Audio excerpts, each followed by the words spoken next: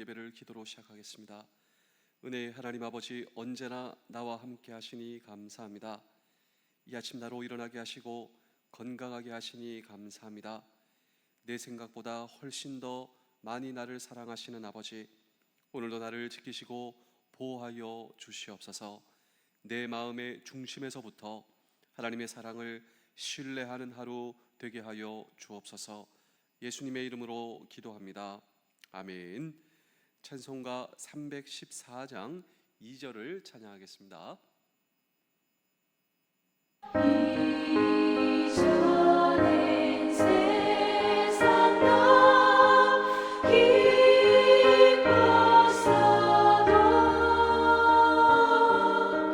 지금 내 기쁨은 오직 예수. 다만 내 믿음만 내 구주 예수를 더욱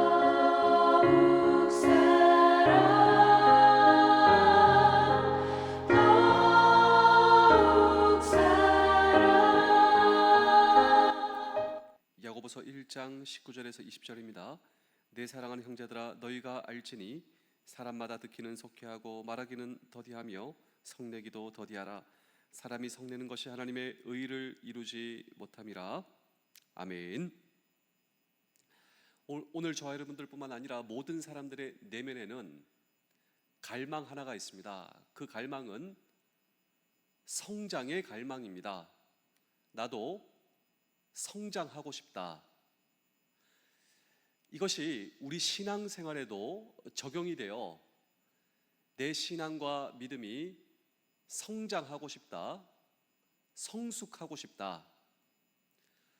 그런데 문제는 무엇인가? 어떻게 내 신앙과 믿음이 성장할 수 있는가라고 하는 질문 말입니다. 그리고 나는 왜 성장하지 않는가?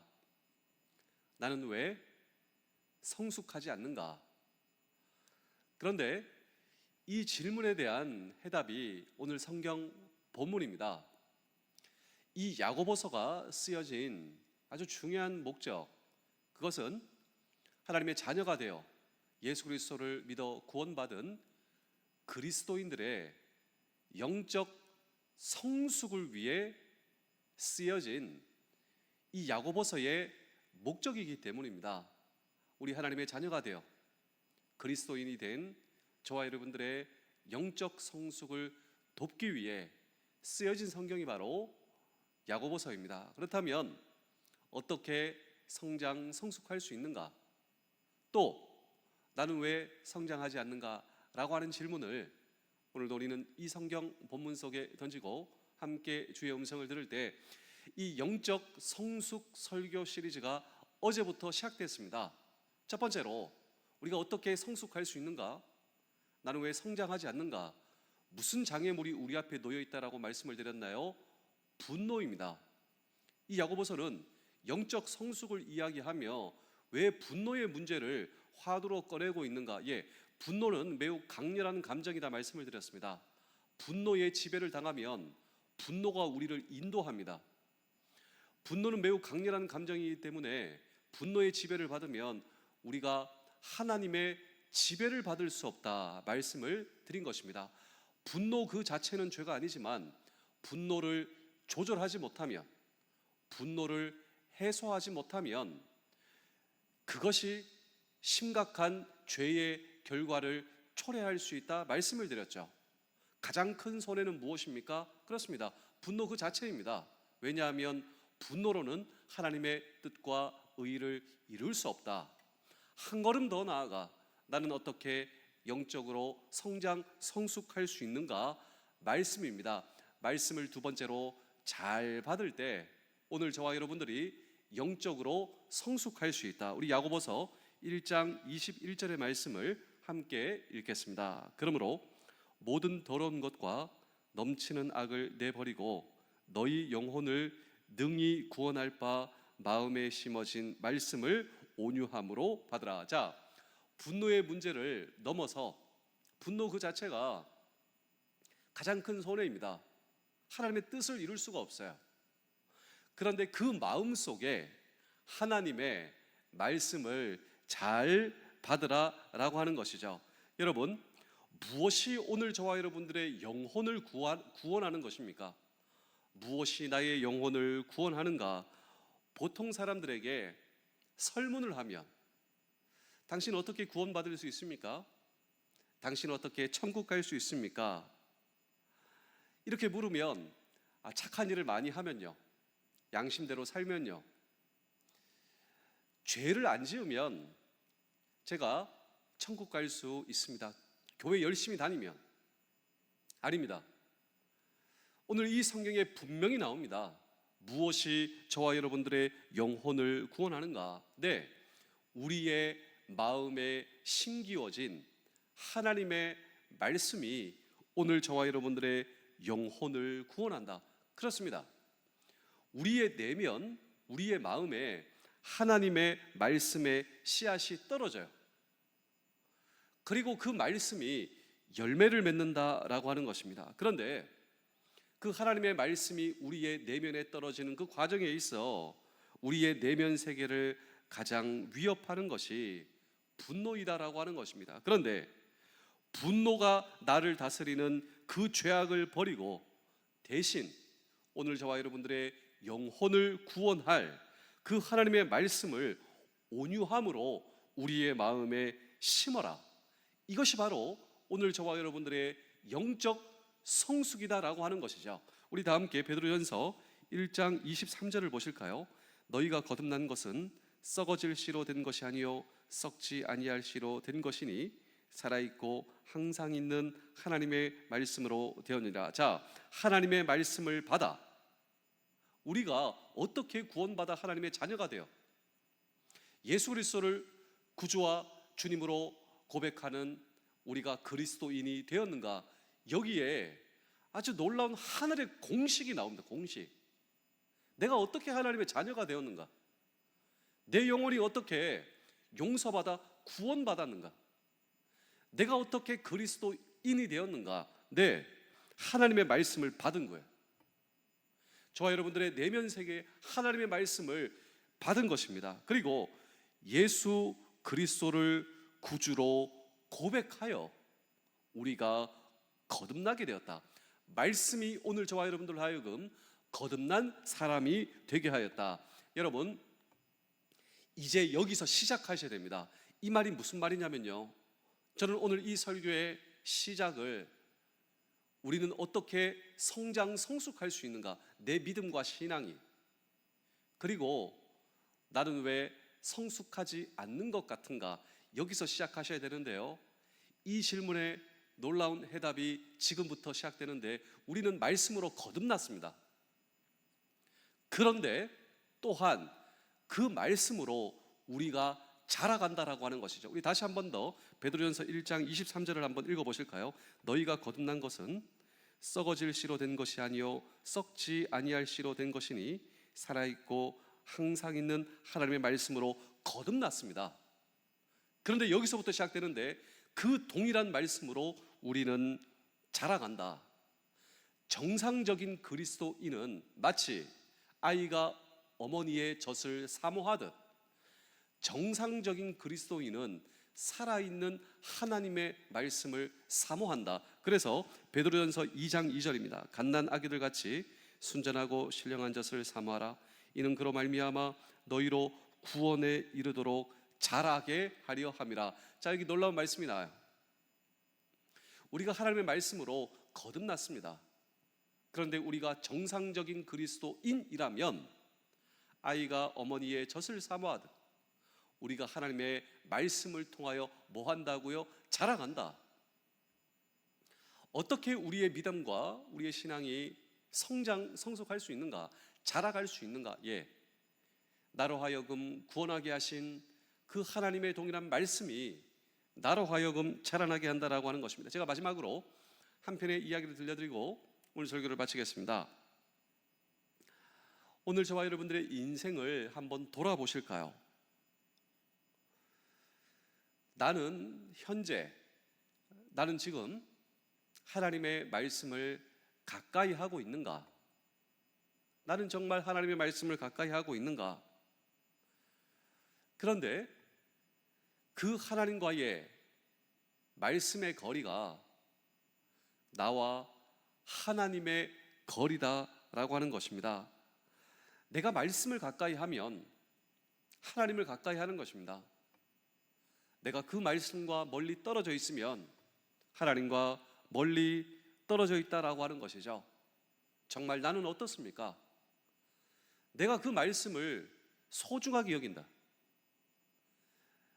내 인생의 길과 진리와 생명 되시는 하나님의 말씀을 내가 소중히 여긴다. 내가 하나님의 말씀을 통하여 내 인생을 하나님께 내려놓고 있다. 내가 그 말씀을 통하여 소망을 발견하고 있다. 내가 하나님의 말씀을 통하여 내 인생의 문제 해답을 찾고 있다. 내가 하나님의 말씀을 통하여 하나님의 말씀은 내 길에 진리와 소망이 되십니다 고백하고 있다. 그 말씀을 통하여 나는 내 인생의 소망을 발견하고 있다. 그렇습니다. 내가 하나님의 말씀을 소중하게 여기면 말씀의 주인이신 하나님께서 저와 여러분들을 소중하게 여겨주신다. 그렇습니다. 내가 말씀과 가까이 있는가? 내가 말씀과 멀리 떨어져 있는가? 그래서 요한계시록을 쓴 사도 요한, 이 요한계시록의 저자 사도 요한은 종말의 시대를 살아가는 우리 성도들, 이 종말은 혼돈이라고 정말 실감나는 이 시대를 살아가고 있지 않습니까? 그러나 대부분의 사람들은요, 생활에 빠져 지금이 종말의 시대인지 혼돈의 시대인지 여러분 인식조차 하지 못하고 살아가는 이 시대, 성경은 분명히 종말의 징조를 우리에게 말씀했습니다. 나라가 나라를 대적하고 있고, 여러분 이 자연이 혼돈하고 있으며 여러 가지 재해와 재앙이 일어나는 이 시대, 아주 실감나는 이 시대, 종말은 혼돈이죠. 여기서 끝나는 것이 아니라 이 종말의 시대에 살고 있음에도 불구하고 이 시대에 놀라운 하나님의 축복을 누리며 살아가는 성도들의 삶이 있다. 무엇일까요? 정말 여러분, 전쟁이 일어나고 전쟁의 시대, 전 세계적으로 계속해서 이 전장이 확대되고 있습니다. 근데 사람들은 인식하지 못합니다. 재해가 일어나고 있고 이제 끓는 지구에서 살아가고 있습니다. 내일이 어떻게 될지 몰라요. 이런 시대도 불구하고 하나님의 축복 가운데 살아갈 수 있는 하나님의 놀라운 삶, 그 삶이 무엇일까요? 계시록에 나오죠. 우리 다 함께 마지막으로 계시록 1장 3절의 말씀을 보겠습니다. 이 예언의 말씀을 읽는 자와 듣는 자와 그 가운데 기록한 것을 지키는 자는 복이 있나니 때가 가까움이라. 우리로 하여금 구원케 하신 하나님의 말씀입니다. 이 말씀에 답이 있어요. 이 하나님의 말씀이 저와 여러분들로 하여금 자라나게 한다. 그리고 이 말씀을 읽고 듣고 지키고, 정말 여러분 그렇지 않습니까? 하나님의 말씀에 내 문제에 대한 해답이 있다.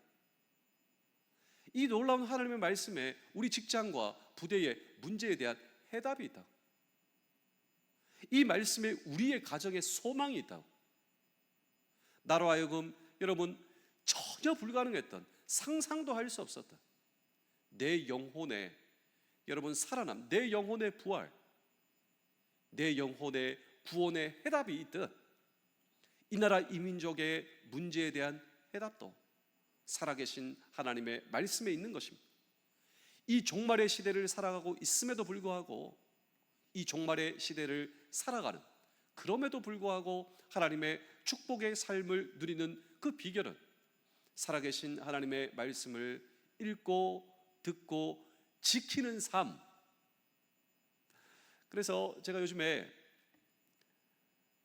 부대에서 인성교육을 하고 있습니다. 여러분 정말 인성교육이 무엇일까? 군종 목사만 할 수 있는 인성교육이 있다. 여러분 대부분의 이 사회적으로 문제가 되는 문제와 범죄는 아무도 나를 안 본다, 그때 발생되지 않습니까? 근데 그것이 진짜 내 모습이에요. 나 혼자 있을 때 아무도 나를 안 본다. 그때 내가 하는 생각과 내가 하는 판단과 내가 하는 결정과 내가 하는 말과 행동이 진짜 내 모습이에요. 여러분, 그런데 코람데오, 종교개혁자들의 모토이지 않습니까? 지금 하나님이 나를 보고 계신다고. 아무도 없는 곳에서 아무도 나를 안 보는 것이 아니라 살아계신 하나님이 나를 보고 계시다. 그럼 무슨 일이 일어납니까? 네, 정직과 최선을 다할 수밖에 없죠. 해병으로서 내가 정직과 최선을 다하면 우리 부대가 어떻게 될 수 있겠는가? 부대뿐만이 아니죠. 전역하더라도 우리 장병들이 최선과 정직을 코람데오 하나님 앞에서 일할 수 있다면 무슨 일을 하든, 그리고 어디에 있든 하나님께서 여러분들의 삶을 책임져 주시고 인도해 주시지 않겠는가? 여러분, 정말 그렇지 않습니까? 하나님의 말씀을 읽고 듣고 지키는 것이 무엇을 의미하겠습니까? 살아계신 하나님, 내 영혼을 구원하신 하나님, 그 하나님의 말씀을 지키는 것은 코람데오 하나님께서 나를 보고 계시기 때문에 그 하나님의 말씀을 읽고 듣고 살아가는 저와 여러분들의 삶이 이 종말의 시대에도 하나님의 놀라운 축복을 누리는 삶, 길과 진리와 생명이 되시는 하나님의 말씀과 더불어 이 시대 남은 평생 하나님의 축복 가운데 성장하고 성숙하는 저와 여러분들의 갈망이, 여러분, 하나님이 우리를 향한 소망이 되어 이 소망을 이루는 삶, 이 삶이 우리 모두의 삶 되실 수 있기를 주의 이름으로 축복합니다. 기도하겠습니다. 오늘도 언제나 나의 앞에 가셔서 나의 길을 정비하시고 준비하시는 아버지, 감사합니다. 나는 처음 가는 길처럼 허둥거리지만 실은 이미 안전한 길입니다. 나의 모든 사정과 형편을 아시는 주님께서 나를 지키심을 알게 하시며 내가 만나는 모든 사람에게서 하나님의 음성을 듣게 하여 주옵소서. 모든 순간에 하나님이 나에게 말씀하심을 믿고 귀 기울이기를 원합니다.